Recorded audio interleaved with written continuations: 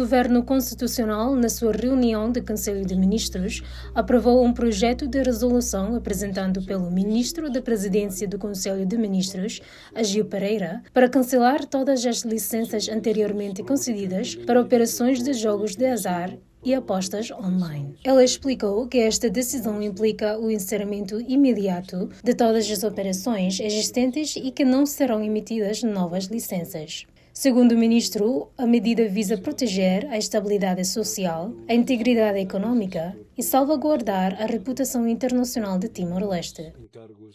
Conselho de Ministros haremos resolução importante teves,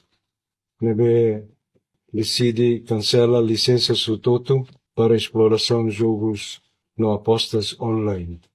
Netaca outqueras e proíbe emitir licenças FON. Nessa decisão ida para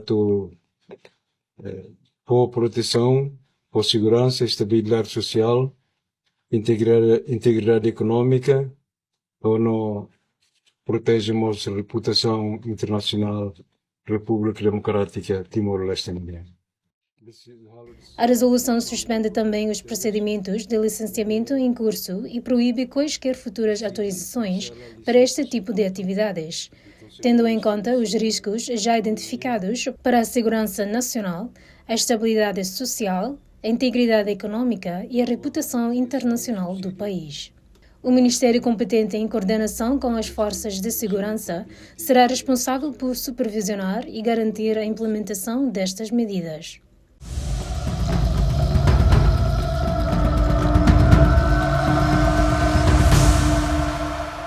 Acompanhe notícia atual no Credível.